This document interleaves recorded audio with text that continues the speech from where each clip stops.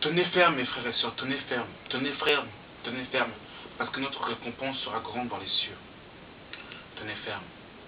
Restons dans la vérité, restons dans la lumière, restons dans les Écritures, prêchons la vérité selon les Écritures et non selon une dénomination et non selon un système, non selon un endroit, mais prêchons l'Évangile selon la Bible, selon la parole. Il est temps, mes frères et sœurs, que nous puissions revenir à la source, parce qu'aujourd'hui, il y a tellement de doctrines qui pullulent dans nos assemblées. Pourquoi? Parce qu'on s'est écarté des Écritures pour se tourner vers le siècle présent, pour se tourner vers les dires des hommes. Et on a abandonné, délaissé la parole de Dieu. Donc il est important que nous puissions revenir à la source. Alors, comme le titre de la vidéo l'indique, Jésus-Christ a-t-il été créé?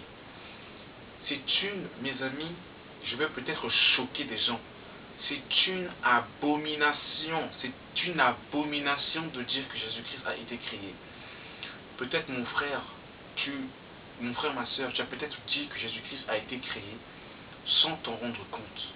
Peut-être parce que tu étais dans l'ignorance. Alors mon frère, à travers cette vidéo, mon frère, ma soeur, réponds-toi parce que Jésus n'a pas été créé.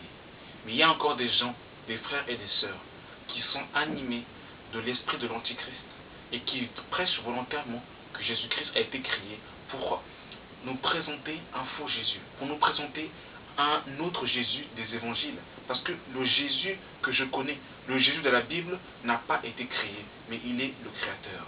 Donc si Jésus a été créé, mais qu'il est en même temps le Créateur, ça pose un problème. Donc le diable va tout faire pour envoyer ses enfants, ses mercenaires, au pouvoir nous présenter un faux Jésus.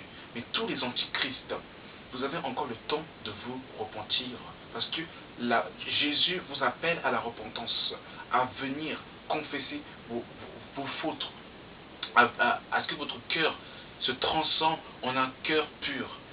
Mais pour tous ceux qui ne veulent pas se repentir, sachez-le, vous pouvez combattre un homme, mais combattre Jésus, c'est à vos risques et périls.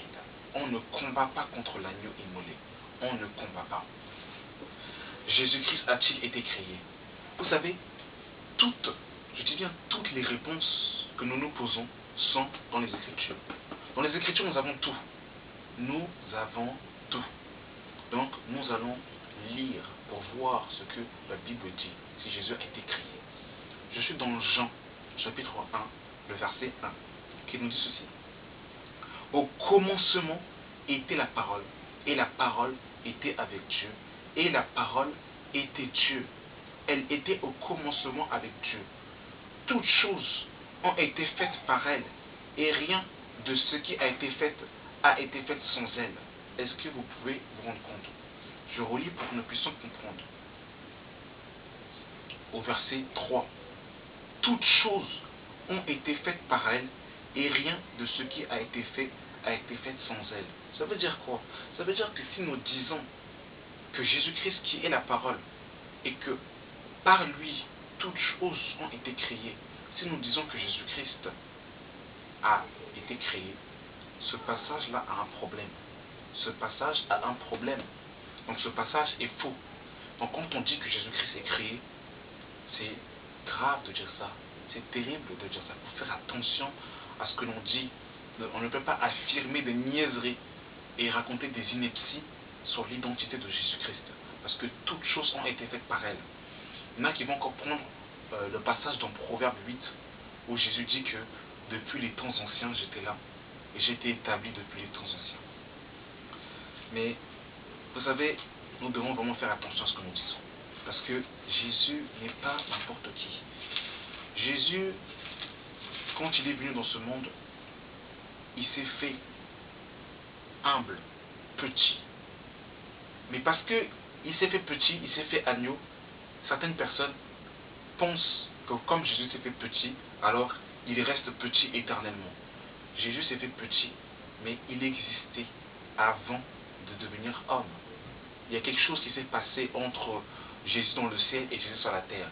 L'apôtre Paul nous dira dans 2 Corinthiens 5 Si nous connaissons Jésus-Christ selon la chair, maintenant nous ne le connaissons plus comme ça.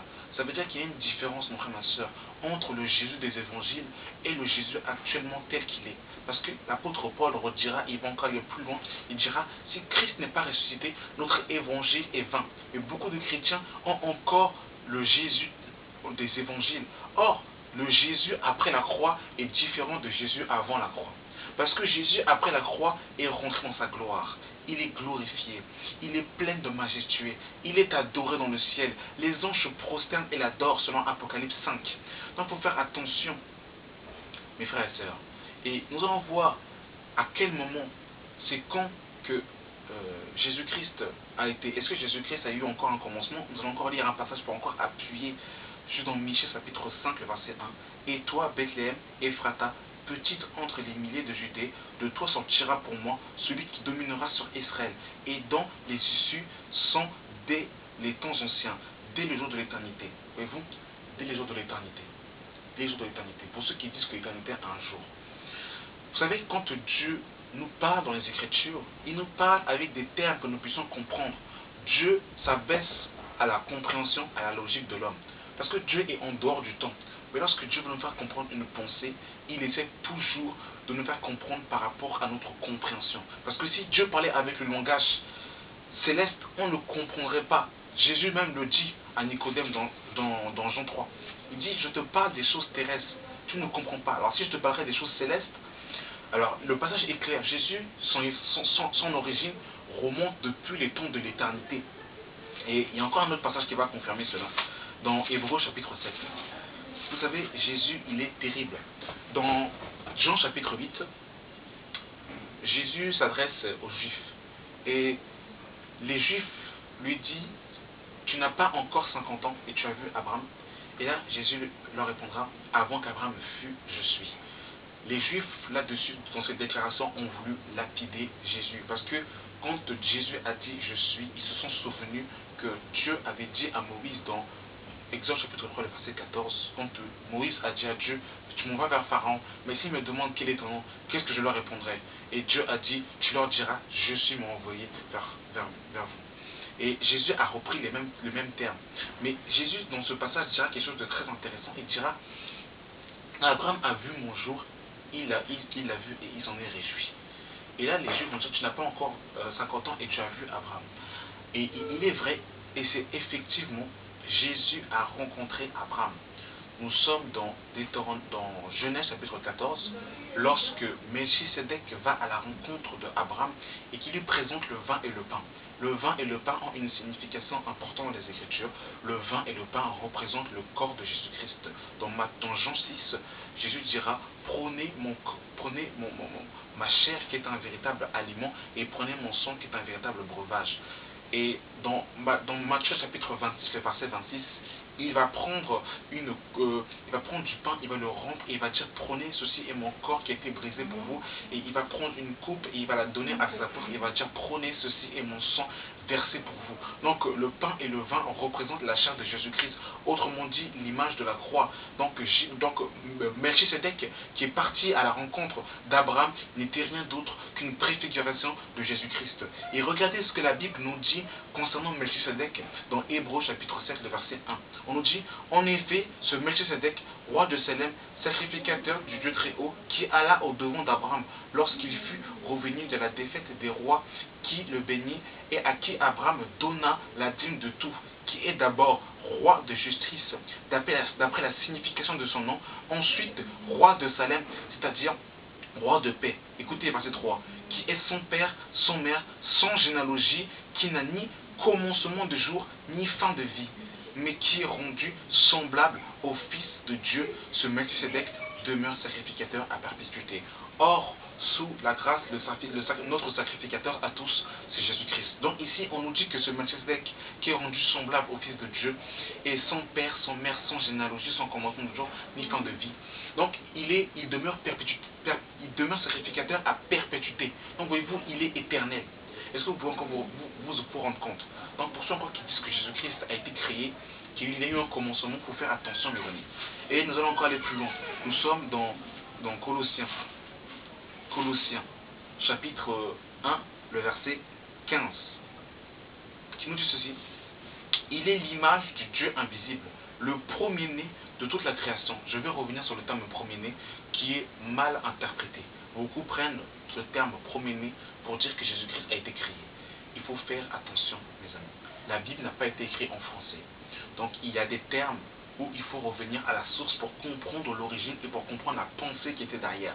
Parce que Paul était juif, et il y avait des termes quand ils sont utilisés dans les Écritures, il faut faire attention.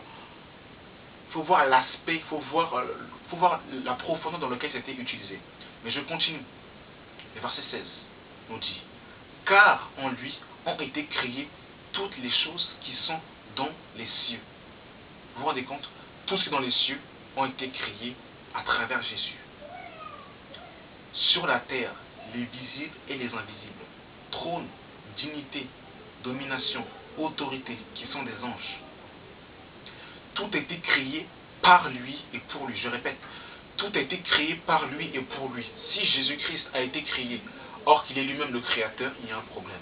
Il y a véritablement un problème. Parce que quelqu'un qui a été créé ne peut pas être le créateur. Je continue. Il est avant toute chose, et toute chose subsiste en lui. Il est la tête du corps du Christ. Il est le commencement, le premier-né d'entre les morts, afin d'être en tout le premier. Alors, ici dans ce passage, on nous fait comprendre que tout ce qui est dans le ciel, sur la terre, ont été créés par Jésus et pour Jésus. Est-ce que vous vous rendez compte? Maintenant, j'arrive sur le terme premier-né, qui est mal interprété. Mais ici, dans ce passage, nous venons de voir que tout a été créé par Jésus-Christ. Il est le créateur. Vous vous rendez compte? Jésus est le créateur. C'est terrible, hein? Il est le créateur. Mais nous allons expliquer le terme premier-né. Nous sommes dans Psaume chapitre 89, pour comprendre. Alors, le terme premier-né que Dieu utilise dans Colossiens chapitre 1 désigne en fait tout simplement une position d'autorité. Le terme premier-né ne veut pas dire que Jésus-Christ est la première création de Dieu. Parce que Dieu est la parole. Jésus est la parole qui était avec Dieu, mais qui est Dieu lui-même. Selon Jean chapitre 1, le verset 1. Donc si nous disons que Jésus-Christ a été créé alors qu'il est lui-même la parole, ça veut dire que Dieu aussi a été créé, puisque Dieu est la parole. Donc il faut faire attention à ce que nous disons, parce que nous pouvons dire des niaiseries, des abominations, et donner de la viande sacrifiée aux idoles, aux chrétiens. Alors je suis dans Psaume chapitre 89, le verset 20, qui nous dit ceci. Alors tu parleras dans une vision à ton bien-aimé, et tu dis, j'ai prêté mon secours à un héros. J'ai élevé du milieu du peuple un jeune homme. J'ai trouvé David mon serviteur. J'ai le oint de mon huile sainte. Ma main le soutiendra et mon bras le fortifiera. L'ennemi ne le surprendra point et le méchant ne l'opprimera point. J'écraserai devant lui ses adversaires et je frapperai ceux qui le haïssent. Ma fidélité et ma bonté seront avec lui et sa force s'élèvera par mon nom. Je mettrai dans sa main sur la mer et à sa droite les fleuves. Lui, il m'invoquera, tu es mon Père, mon Dieu et le rocher de mon salut. Verset 28. Et moi, je ferai de lui le premier-né, le plus élevé des rois de la terre. Maintenant, la question que je vous pose. Est-ce que David est le premier roi en Israël? Mais bien sûr que non. Avant David, il y avait Saül. Mais pourtant, ici, Dieu dit que je ferai de lui mon premier-né, le plus élevé des rois de la terre. C'est une position d'autorité. La position la plus élevée. Voilà ce que le terme premier-né veut dire, en fait, que l'on retrouve dans Colossiens chapitre 1, verset 15. Donc, il faut faire attention à ce que nous disons sur Jésus-Christ. Et pour aller encore plus loin, et pour terminer, je prends deux derniers passages. Je suis dans 1 Jean, chapitre 4. Parce que Jésus a eu une préexistence avant que Jésus-Christ vienne sur la terre. L'apôtre Paul nous fait comprendre, il nous a dit dans 2 Corinthiens 5, que si nous avons connu Jésus-Christ en la chair, maintenant nous ne le connaissons plus comme ça. Et l'apôtre Jean va nous dire quelque chose de très intéressant. Il va nous dire dans 1 Jean chapitre 4, le verset 1, il nous dit, bien-aimés, n'ajoutez pas foi à tout esprit, mais éprouvez les esprits pour savoir s'ils sont de Dieu. Car plusieurs faux prophètes sont venus dans le monde. Reconnaissez à ceci l'esprit de Dieu. Tout esprit qui confesse Jésus-Christ venu en chair est de Dieu. Et tout esprit qui ne confesse pas Jésus-Christ venu en chair n'est pas de Dieu, c'est celui de l'Antéchrist. Il y a quelque chose d'intéressant dans ce passage. L'apôtre Jean nous dit, tout esprit qui ne confesse pas Jésus-Christ venu en chair, Ça veut dire quoi? Ça veut dire qu'avant, il n'était pas chair. Avant, il était esprit. Donc, quelle était la position de Jésus-Christ avant qu'il vienne en tant qu'homme, avant qu'il s'incarne? Jean 1,1 nous dit qu'au commencement était la parole était avec Dieu, et la parole était Dieu. Et au verset 14, on nous dit, et la parole s'est faite chair. Donc, avant que Jésus-Christ ne devienne chair, il était Dieu. Et nous allons le voir, Philippiens va nous dire clairement. Voilà pourquoi, moi, personnellement, je préfère rester dans les Écritures. Je dis ce que la Bible dit, comme ça, je n'ai pas de relation avec Dieu. Et peu importe ce que les gens vont penser, peu importe ce que les gens disent, la Bible me dit que Jésus-Christ existait en forme de Dieu. Donc Jésus-Christ, avant qu'il se dépouille, qu'il devienne homme, il était Dieu. Et la Bible nous le dit clairement dans Philippiens chapitre 2, le verset 5. Ayez en vous les sentiments qui étaient en Jésus-Christ. Lesquels? Écoutez, hein, lesquels? Existant en forme de Dieu. Donc Jésus avant qu'il devienne homme. Le Jésus avant que Jésus, qu'on connaisse Jésus des évangiles. Quelle était la position de Jésus? Il existait en forme de Dieu. Donc Jésus-Christ était divin. Donc si une personne quelconque vient dire que Jésus-Christ a existé, a été créé, que Jésus-Christ n'est pas Dieu, il a l'esprit d'Antichrist. Vous vous rendez compte? Donc il faut faire attention à ce que nous disons. Ayez en vous les sentiments qui étaient en Jésus-Christ, lesquels, existant en forme de Dieu, n'a point regardé comme une proie à arracher d'être égal avec Dieu, mais s'est dépouillé lui-même. Ça veut dire que Jésus-Christ, quand il existait en forme de Dieu, il était égal au Père. Vous vous rendez compte? Est-ce que vous pouvez vous rendre compte? La parole qui était avec Dieu et qui était Dieu en même temps. Il y a des choses qui nous dépassent. Il faut avoir l'humilité de reconnaître, mais il faut dire Amen à ce qui est écrit et reconnaître que Dieu est tout puissant. Il y a des choses qui nous dépassent. Donc ici, on nous explique que Jésus existait en forme de Dieu. Et après, on nous explique quelque chose. On nous dit, je relis, ayez en vous les sentiments qui étaient en Jésus-Christ, lesquels, existant en forme de Dieu, n'a pas regardé comme une proie à arracher d'être égal avec Dieu, mais s'est dépouillé lui-même en prenant une forme de serviteur, en devenant semblable aux hommes. Et après s'être trouvé dans la situation d'un homme, il s'est humilié lui-même, se rendant obéissant jusqu'à la mort, même jusqu'à la mort de la croix. Donc, parce que Jésus, mes amis, s'est rendu semblable aux hommes, il est devenu un serviteur, vous dites que Jésus-Christ est un homme comme les autres? Il faut faire attention, il a eu une préexistence. Depuis l'éternité, il est le créateur. Donc Jésus n'a pas été créé, il existe en forme de Dieu. Jésus est divin. Attention, attention. Jésus maintenant est encore dans sa gloire. Attention. Toute langue va confesser que Jésus-Christ est Seigneur. Donc toi, mon frère, ma soeur, qui dit que Jésus-Christ a été créé, toi qui étais ignorant, je t'invite à te repentir. Et toi, mon frère, ma soeur, qui a un esprit d'antichrist, je te recommande sincèrement de te repentir et de ne pas combattre l'agneau. Sinon, tu risques d'avoir des sérieux problèmes. Parce que ta langue va quand même confesser que Jésus-Christ est Seigneur. Ainsi que ton patron, le diable. Voilà. Merci Seigneur pour cette vidéo.